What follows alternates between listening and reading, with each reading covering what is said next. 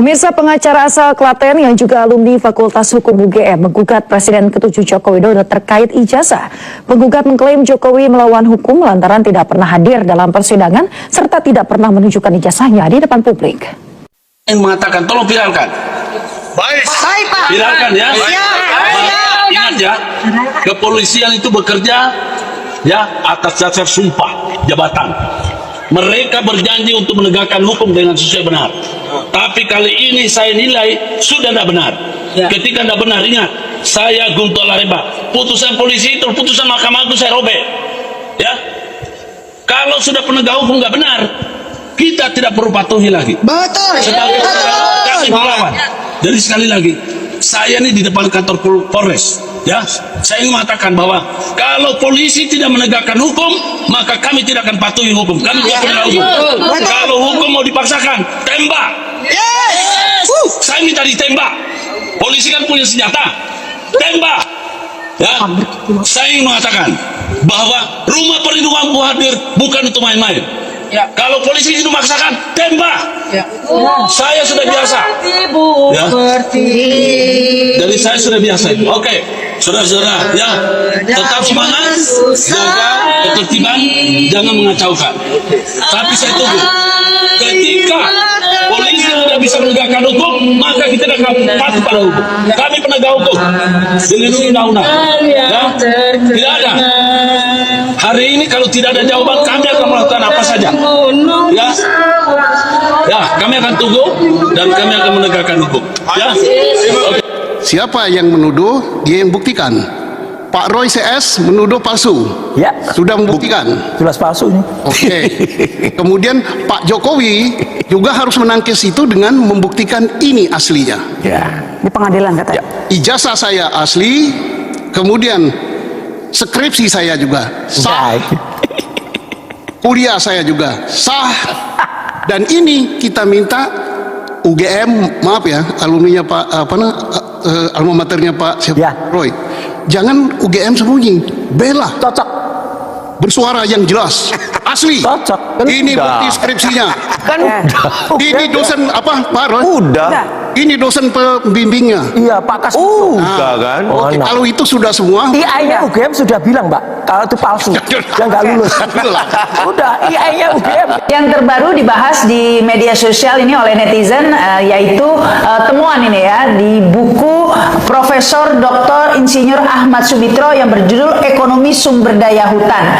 Di kolom pengantarnya di situ ditulis ya oleh Pak Sumitra ini dengan jelas sekali bahwa beliau adalah dekan selama 3 periode berturut-turut begitu ya, disebutkan secara berturut yaitu tahun 83 hingga 86. Kemudian ada jeda diisi oleh orang lain dan kemudian menjabat sebagai dekan lagi. Itu artinya pada tahun 85 yang menjabat sebagai dekan di UGM adalah ya Profesor Sumitra ini seharusnya. Tapi kejanggalannya yaitu ijazah Jokowi yang tanda tangan dekannya justru adalah Profesor Sunardi. Nah, untuk mencocok logi atau mengepaskan ini, UGM sudah meralat ini di websitenya ya. Jika sebelumnya disebut bahwa Pak Sumitra ini adalah dekan dari tahun 83 hingga 86. Nah, ini diralat pada tanggal 21 Oktober 2022 demi mencocokkan ya nama dekan ini agar sesuai dengan yang ada di ijazah Jokowi. Ini sejarah dirubah begitu ya. Dan tapi ini UGM lupa tidak meralat yang bahasa Inggrisnya belum diganti. Jadi masih Sumitra yang menjabat sebagai dekan pada tahun 85 tersebut. Baru pada tanggal 21 Juli 2024 UGM akhirnya meralat juga yang versi bahasa Inggrisnya. Nah, temuan ini seakan mengkonfirmasi pastinya ya kejanggalan pada ralat-meralat di website UGM itu dengan apa yang terdapat dalam buku Sumitra ini, Pak Sumitra ini ya. Jelas sekali ini menunjukkan kira-kira siapa yang benar ya? Apakah informasi yang sebelum diralat dan buku Pak Sumitro ini, ataukah informasi yang baru saja diralat dan dicocokkan dengan ijazah Jokowi? Hari ini terus terang ada satu video pernyataan Pak Jokowi yang membuat saya jadi ketawa lama sekali. Karena kayak ketika saya nonton video ini, ketika mendengar pernyataan Pak Jokowi, ini level kebohongannya itu sempurna gitu. Seperti orang kentut yang bunyinya nyaring dan bau, sempurna. Ya karena ketika Pak Jokowi bilang bahwa kenapa saya Ridwan Kamil, karena rekam jejak, itu sampai diulangi 2 kali tuh. Sekali lagi, kenapa saya Ridwan Kamil? Karena rekam jejak. Bagi saya gitu ya, bagi saya pribadi, pernyataan Pak Jokowi ini lucu sekali.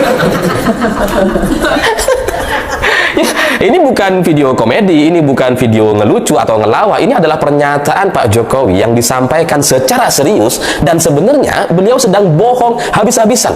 Yang membuat saya jadi ketawa adalah ketika melihat ada ratusan orang di sekeliling Pak Jokowi dan Ridwan Kamil itu yang terkesima, terkagum-kagum, percaya betul dengan Pak Jokowi. Padahal mereka ini sedang ditipu habis-habisan gitu.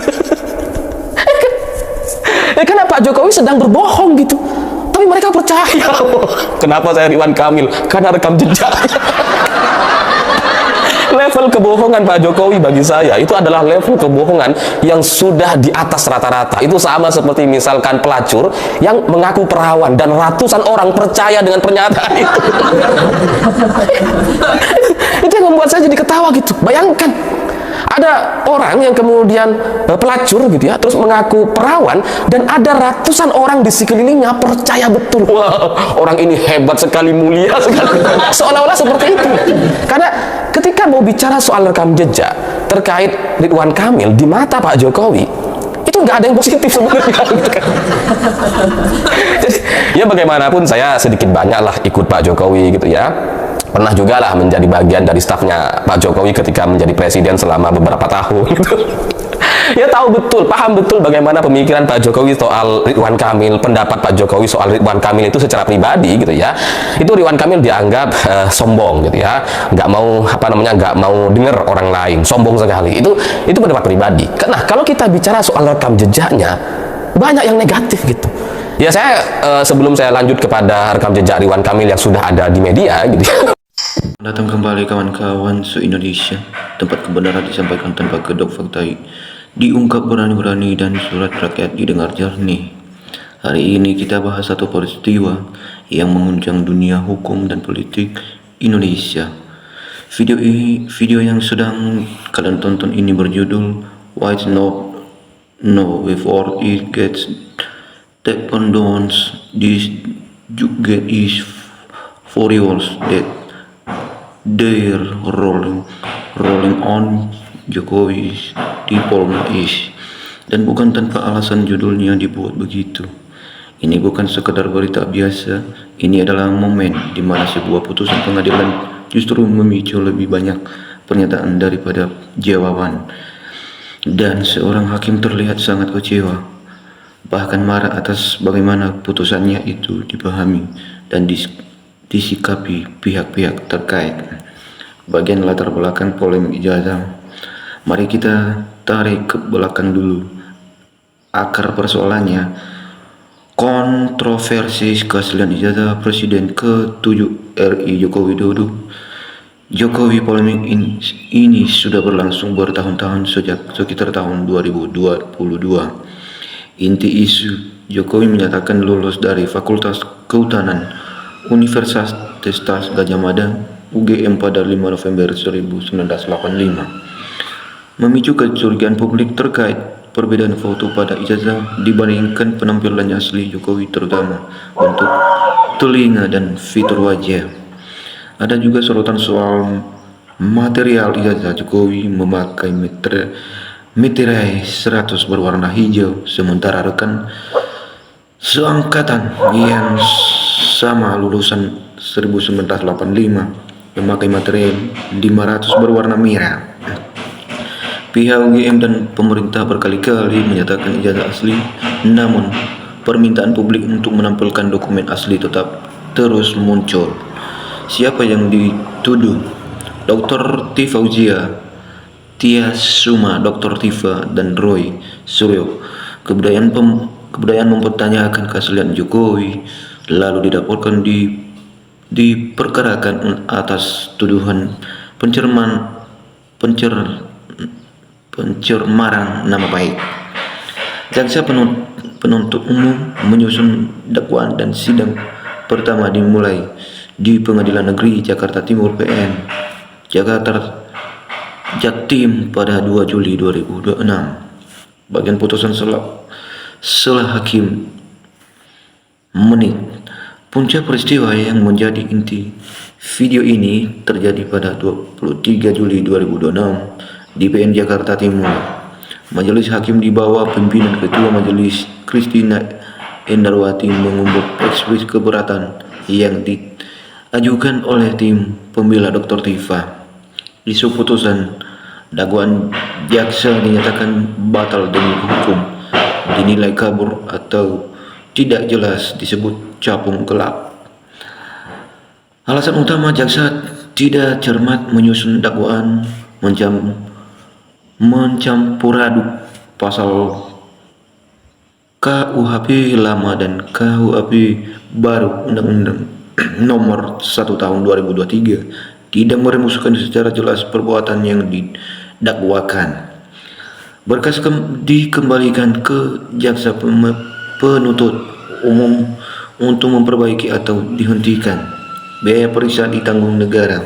Mengapa hakim dikatakan marah atau furious? Di dalam pertimbangan hukumnya, hakim tegas dan keras mengkritik cara jaksa menyusun dakwaan. Penuntut umum harus memilih pasal yang akan didakwaan, bukan mencampur ketentuan KUHP lama dan baru. Dakwaan harus jelas, cermat, dan lengkap. Hakim terlihat frustrasi karena kasus yang sangat publik dan penting ini justru bermasalah di tingkat paling dasar, dakwaan yang tidak memenuhi syarat hukum. Seolah-olah proses hukum ini dipersiapkan secara terburu-buru dan tidak serius. Bagian reaksi pihak-pihak terkait, pihak Dr. Tifa menyambut putusan sebagai kemenangan alam, menegaskan akan terus memperjuangkan pembuktian keaslian ijazah tidak berhenti di sini. Kami tidak mencari kemenangan prosedural, kami mencari kebenaran material, apakah ijazah itu asli atau tidak. Pihak Roy Suryo menilai putusan ini seharusnya berlaku juga untuk kasusnya karena muatan perkara sama. Namun hingga saat ini belum ada kepastian apakah kasusnya juga akan dibebaskan dari dakwaan yang sama. Pihak kuasa hukum Jokowi, Rifai Kasumanegara, kuasa hukum Jokowi, menyatakan jaksa tinggal memperbaiki dan menyempurnakan dakwaan. Artinya pihak Jokowi tidak menganggap ini kemenangan substansi, melainkan sekadar cacat prosedur yang biasa diperbaiki. Pihak jaksa diberitahu memiliki upaya hukum, bisa menyusun ulang dakwaan atau mengajukan upaya hukum lain sesuai KUHP pasal 206 ayat 4 atau pasal 75 ayat 4. Belum ada kepastian apakah jaksa akan menyusun ulang dakwaan atau menghentikan perkara. Bagian analisis dan pernyataan publik. Mari kita bedah makna di balik putusan ini. Pernyataan yang muncul. Apakah ini berarti ijazah Jokowi terbukti palsu? Tidak, putusan ini soal dakwaan yang cacat prosedur, bukan soal keaslian ijazah. Apakah kasus berakhir? Belum tentu. Jaksa bisa menyusun ulang dakwaan yang benar. Mengapa judul video menyebutkan hakim marah? Karena nada putusan hakim sangat tegas, kritis, dan menunjukkan ketidakpuasan terhadap kesiapan penuntutan perkara ini. Konteks lebih luas, sebelum Barreskrim Polri pada 22 Mei 2025 pernah menyatakan ijazah Jokowi asli berdasarkan uji laboratorium forensik. Namun Hasil itu tetap dipernyatakan banyak pihak karena dokumen asli tidak pernah ditampilkan secara terbuka di hadapan publik maupun pengadilan.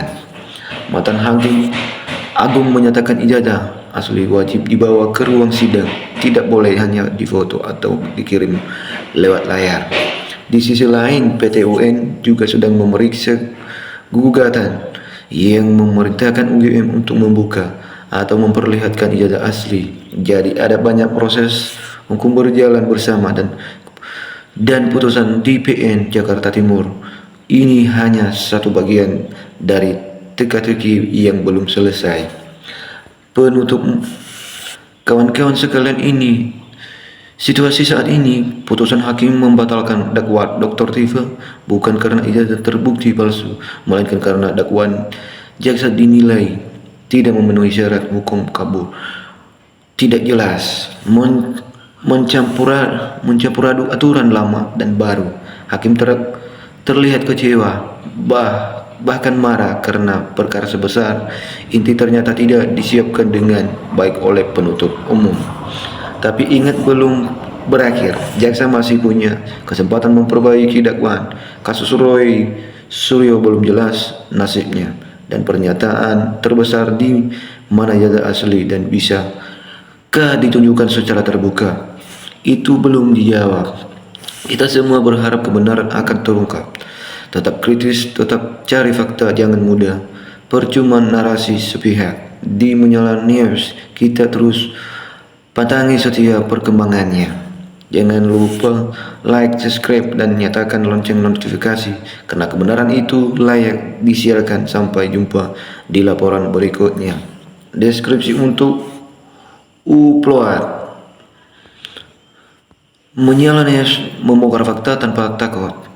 Di video kali ini kita bahas secara mendalam putusan mengajukan Pengadilan Negeri Jakarta Timur yang membatalkan dakwaan terhadap Dr. Tifa dalam kasus polemik ijazah Presiden Jokowi. Mengapa hakim terlihat sangat kecewa dan marah? Apa isi putusan selanya, dan bagaimana dampaknya terhadap berlanjutan perkara Roy Suryo serta pernyataan publik soal keaslian ijazah Jokowi? Semua dibahas lengkap, jelas, dan berimbang di sini. Disclaimer, video ini berisi analisis berita dan opini berdasarkan fakta hukum yang tersedia publik, bukan putusan pengadilan. Semua pihak berhak atas pendapatnya sendiri. Subscribe Menyala News untuk update berita terhangat dan terpercaya. Menyala News, ijazah Jokowi, Dr. Tifa, Roy Suryo, kasus hukum berita Indonesia. Sampai di sini penjelasan video ini. Sampai jumpa di video berikutnya. Terima kasih.